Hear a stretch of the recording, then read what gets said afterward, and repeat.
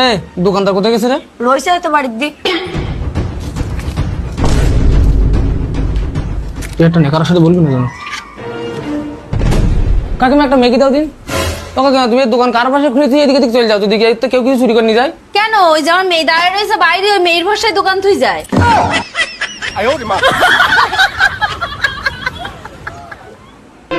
ও মা, আমার full pant যদি না কিনতে আমি হাফ প্যান্ট পরে স্কুল যাবো না বলো? এ মানে এখন তো টাকা পয়সা নেই, পরে কিনতে পারে, এখন যা।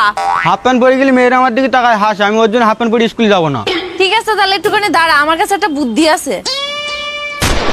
নে এবার ঠিক আছে, তোর আর হাফ প্যান্ট ট্যান্ট কিছু দেখা যাচ্ছে না, কেউ আর তোর দিকে হাসবে না, যা স্কুল যা। ও মা, এবার তোমার ছেলেরা পিছনে লাগবে না।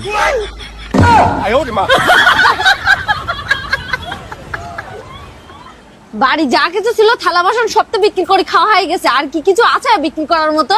ও দেখো দেখো দেখো দাদা কি একটা হাতে করে লুকোয় নিয়ে যাচ্ছে। অনামিকা দেখ দিনে আজকে আবার হাতে করে কিনে যাচ্ছে। এটা দেখি দেখি দেখি তোর হাতে কি আরে দেখি। কিছু নেই আমার হাতে, ছাড়। দেখি তুই কি একটা লুকোয় নিয়ে যাচ্ছিস দেখি।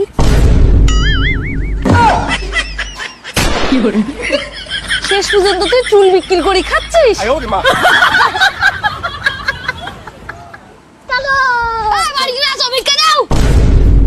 এই ছোড়া, এই তুই এত জোরে চেঁচাচ্ছিস কেন রে? আরে কাকিমা, তুমি এর কথা কিছু মনে করে না, একটু কানে কম শোনো তো, মনে করো সবাই কানে কম শোনে।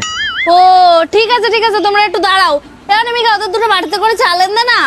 হ্যাঁ শোন, ও যখন তার চাল দিতে আসবে তখন তোর গল্প তুলে দিবি। সেই পাকে আমি গাছের গোড়া গাছের বদলে আমি বস্তায় ভরে নেবো।